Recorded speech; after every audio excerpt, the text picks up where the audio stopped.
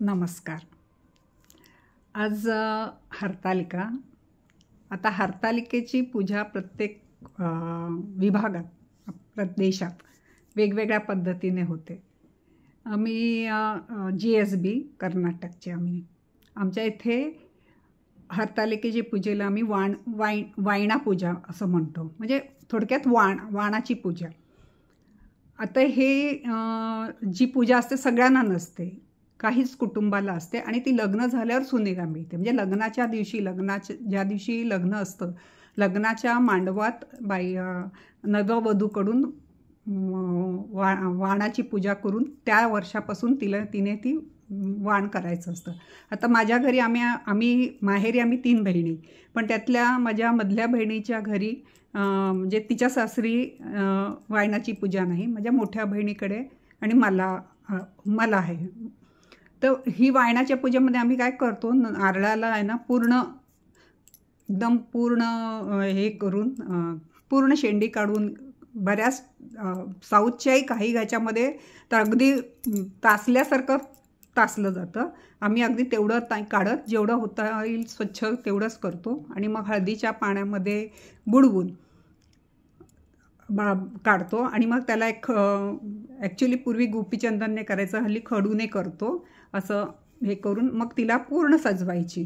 कुंकू, चंदन, डोळे असं सगळं व्यवस्थित करून तिला गौरी मुख म्हणून करून पुजतात. आणि ह्याच्यामध्ये म्हणजे माझ्या सासूने आम्हाला सांगितलेलं की माहेर म्हणजे द्यायची पद्धत असते. म्हणजे आता समजा मी 5 नारळ पूजत असेल तर 2 नारळ माहेरच्यांनी द्यायचे असतात. अशी पद्धत. आता ह्याच्यामध्ये पण गावागावातले वेगवेगळ्या गावातली वेगवेगळी पद्धत असेल तर माझ्या वडिलांनी मग एकदमच मला लमसम पैसे देऊन ठेवले होते की जेणेकरून आमच्या नंतर तुला ह्याच्यावर 2 नारळ तुला दर वर्षाला आणता येतील ह्या पद्धतीने. तर माझ्या मोठ्या बहिणीकडे तसं काही नव्हतं. हा प्रत्येक गावागावातला पण हे असतो. आणि पुन्हा ही सजवायची पद्धतसुद्धा काही प्रत्येकाची वेगळी असते. काही लोक म्हणजे डोळे, कुंकू, हळद हे सगळं बाकी कॉमन असतं, पण काही लोक अजून कस्तुरीचं हे असतं ते लावतात. काही लोक अजून प्रत्येकाची थोडीफार त्या परंपरेमध्ये थोडाफारचा फरक असतो. आणि अशा पद्धतीचे जे वाण असतं ह्याला आम्ही वाण म्हणतो. ह्याच्यावर दिवा ठेवून दिवा जळत असतो आणि त्या दिवा जळतानाच आम्ही सवाष्णीला द्यायला सुरुवात करतो. म्हणजे त्या दिवशी पहिल्या दिवशी वाण घरातून म्हणजे आज हरतालिका आहे तर आज घरातून वाण बाहेर आपण जाऊन नाही देऊ शकत. घरातच सवाष्णींना बोलवून द्यायचं आणि उद्यापासून ते अनंत चतुर्दशीपर्यंत ते सगळे दिलेले वाण केलेले जेवढे तुम्ही करता ते सासरी आणि माहेरी नेऊन वाटायचे असतात.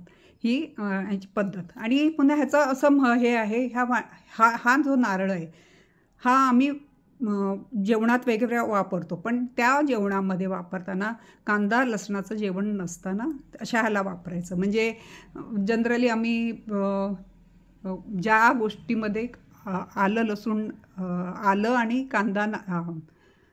कांदा आणि लसूण नाही असे पदार्थ आम्ही ह्याच्यामधून बनवतो. आणि खूप त्याला महत्त्व असतं. वायणाचा दोर म्हणून असतो, तो दरवर्षी चेंज केला जातो. तो बांधतात आणि तो दरवर्षी बदलला जातो वायणाचा दोर, आणि त्याला खूप महत्त्व असतं. आणि तो वायणा दोरला आम्ही दरवर्षी बदलून तो बांधायचा. काही लोक त्याच्यामध्ये सोन्याचे नाणी वगैरे करून ते बांधतात. त्याला एक सोन्याचा हुक करतात. म्हणजे हा पुढच्या वर्षी बांधताना तो जो दार येईल म्हणजे तो जो धागा येईल, आम्ही वायणाचं सामान मागतो त्यावेळेला आमच्या दुकानात मिळतं. त्याच्याबरोबर कुंकू, सिंदूर असे 5-6 प्रकार येतात. त्याच्याबरोबर तो दार पण येतो म्हणजे धागा येतो. तर त्या धाग्यावर आम्ही आपल्याकडे जर आपण सोन्याचं काय केलं असेल तर ते पुढच्या ह्या वेळेला तो धागा उतरवताना पुढचा नवीन ताजा जागा असतो त्याच्यामध्ये ते सोनं गुंतून ते घालतात.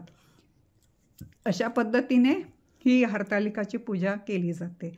बरेच प्रकार आहे त्याच्यामध्ये. आणि वायणाच्या पूजेच्या दिवशी मीठ घालून खात नाही. म्हणजे जिची पूजा असते, माझी पूजा आहे, तर मी एकच वेळेला जेवू शकते आणि जे जेवणार ते अळणी जेवणार, अशा पद्धतीने आहे. आता अशा प्रत्येकाच्याकडे वेगवेगळी पद्धत असणार.